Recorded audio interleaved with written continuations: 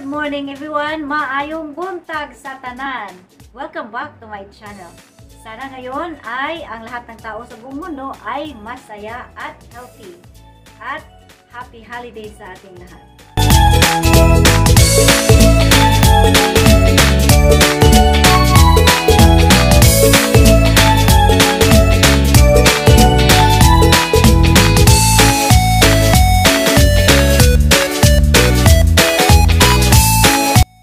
Bago pa tayo magpatuloy sa ating pagluluto, please naman don't forget to subscribe my channel and hit the notification bell para ma-notify kayo sa ating mga bagong upload. Ngayon, magluluto na naman tayo ng classic chicken tinola. So, samahan ninyo ako sa ating kusina. At ngayon, ipapakita ko sa inyo ang mga ingredients sa ating recipe ngayong araw na ito. At ito, ang ating chicken legs ito. At hinahati ko ang chicken legs. At maglalagay tayo ng gabi. Maglalagay tayo ng malunggay. Maglalagay tayo ng squash or kalabasa. Maglalagay tayo ng onions. At maglagay tayo ng kunting ginger. At maglagay tayo ng Maggi chicken cubes. At ang isa pa, maglalagay din tayo ng spray oil.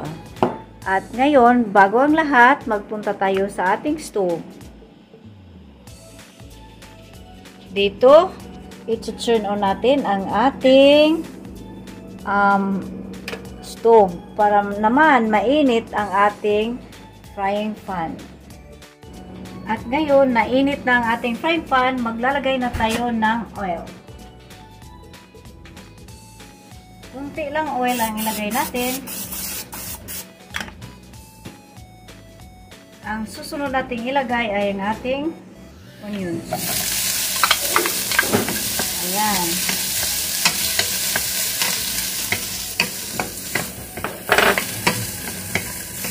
Ikut-ikutin lang natin siya hanggang siya ay medyo maluto ng kunti at huwag natin pa burn out ang ating onion. At ang susunod naman natin ilagay ay ang ating chicken. Ito.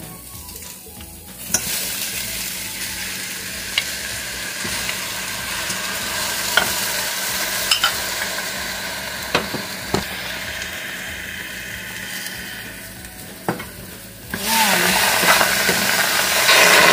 I-mix natin ng mabuti.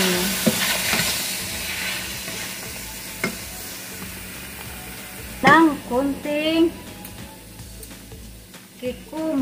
kikuman soy. Thank you kikuman soy sauce sa amin na nito dahil ay magdadala ng sarap sa ating mga niluluto. At pagkatapos naman nating lagyan ng soy sauce ay i-mix natin hanggang ma-mix ang lasa.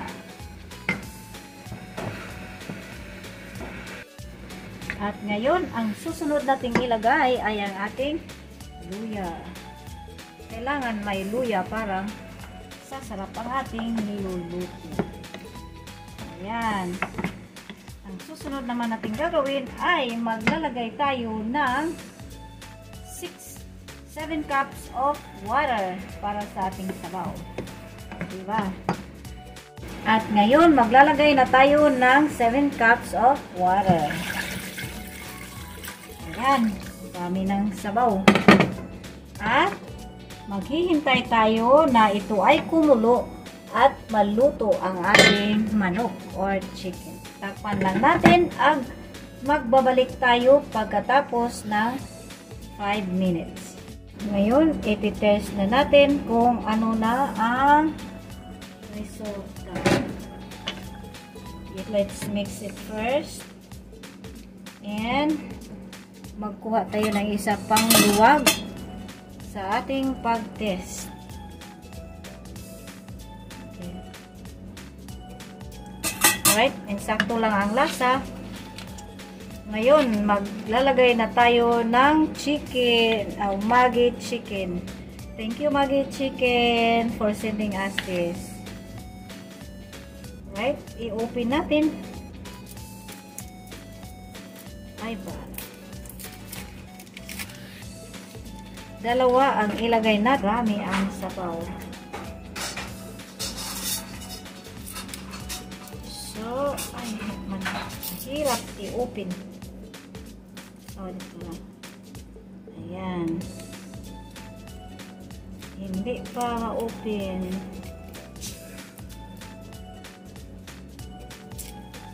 Ayan.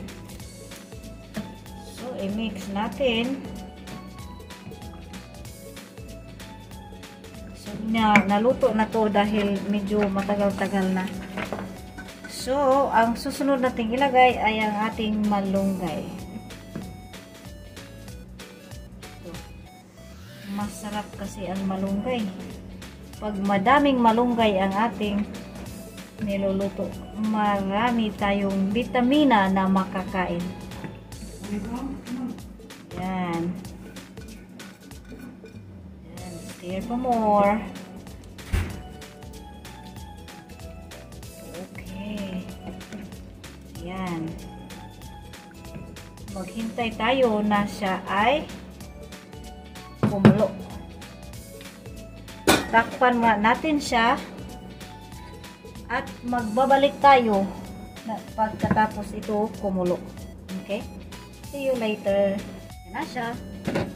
I-mix ulit natin para yung chicken, Maggi chicken matunaw. Ayan. Ang sarap. Tingnan, di ba? Maganda ito pag mayroon pang papaya or kapayas pero wala tayo. Tingnan natin kung mayroon tayo.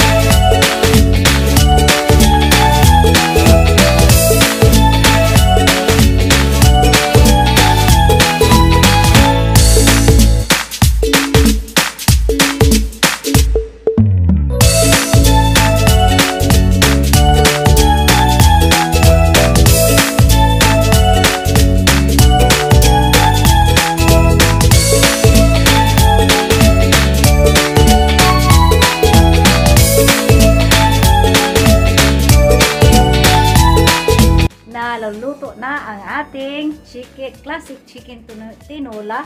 Ngayon, magtitikim na tayo. Tikiman tayo. Ito na ang ating chicken. Titikman na natin kung ano ang lasa. Kung masarap ba. Sobrang sarap. Tikman natin ang chicken. Sobrang lambot. Ang malunggay.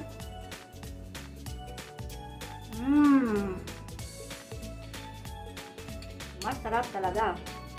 Sabaw, one more. Sarap. Masarap. Kung kayo ay magluluto ng classic tinola, siguraduhin ninyo na lagyan ninyo ng Maggi chicken cubes. Masarap. Pwede din ang Knorr chicken cube, but itong Maggi chicken cube nagbigay sila sa akin ng marami. So, yun ang ginagamit ko. Thank you, Maggi Chicken Cubes. Love you all. So, bye-bye guys. See you in my next video. Bye.